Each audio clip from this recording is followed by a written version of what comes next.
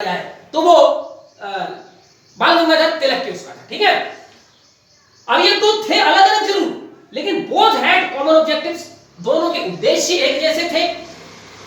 Close cooperation and informal understanding, दोनों मिलजुल करके एक अंडरस्टैंडिंग बना करके काम करते थे, दोनों के बीच में कोई विरोध नहीं था। ठीक है, फिर ये दोनों अलग क्यों थे मैं उसका भी कारण आपको आगे बताऊंगा।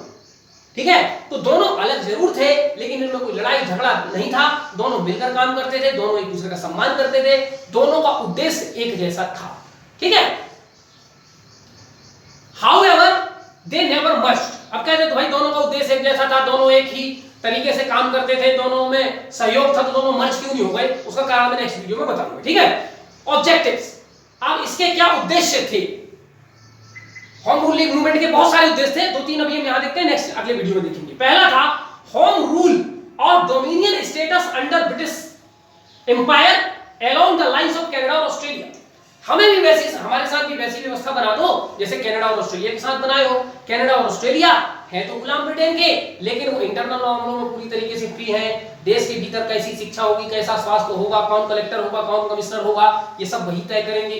केवल विदेश नीति तय करने का अधिकार ब्रिटेन को था, हमें भी वैसा ही कर दो, हमें भी होम रूल का अधिकार दे दो, हमें भी डोमिनियन स्टेटस दे दो, ये मांग थी उसकी। दूसरी, working with in the Congress and revive political activities in India, Congress के भीतर रहते हुए काम करना, इनका उद्देश्य कांग्रेस से अलग होकर के काम करना नहीं था। इसलिए होम रूल मूवमेंट ने अपने आप को कहा कि हम कांग्रेस के भीतर रह के काम कर रहे हैं, हम कांग्रेस के सिद्धांतों का पालन करने वाले हैं, हम कांग्रेस से बाहर आकर के काम नहीं करना चाहते। उसके पीछे कारण यह था कि कांग्रेस भारत की बहुत एक प्रकार से पुरानी संस्था थी, कांग्रेस का मान सम्मान और कांग्रेस का महत्व पूरे भारत में धीरे धीरे बढ़ रहा था, तो कांग्रेस के नाम से यदि आंदोलन शुरू किया जाएगा तो उसको समर्थन ज्यादा मात्रा में मिलेगा। ठीक है, भले ही कांग्रेस ने कभी दिल से इसको स्वीकार नहीं किया होम रूल मूवमेंट को, लेकिन इन्होंने कहा कि हम कांग्रेस के भीतर हैं। ठीक, तो working with in the Congress, Congress से बाहर जाकर काम नहीं करना, and revive political activities in India, और अपने गतिविधियों के माध्यम से जो भारत में राजनीतिक गतिविधियां प्रथम विश्व युद्ध के समय ठंडे पड़ गई हैं उनको रिवाइव करना। प्रमोट पॉलिटिकल एजुकेशन, भारत के लोगों को, क्योंकि इसका नाम ही उटपटांग था, होम रूल लीग मूवमेंट, अंग्रेजी नाम, भारत के अनपढ़ आदमी क्या जाने इसका मतलब क्या है, तो होम रूल का मतलब है हमारे लोगों के द्वारा हमारा शासन, लेकिन इसको सरल शब्दों में समझाने के लिए पॉलिटिकल एजुकेशन की जरूरत थी। तो इस आंदोलन का एक काम यह भी था कि पहले लोगों को समझाएं कि भैया होम रूल का मतलब क्या होता है, हम क्यों ये आंदोलन कर रहे हैं।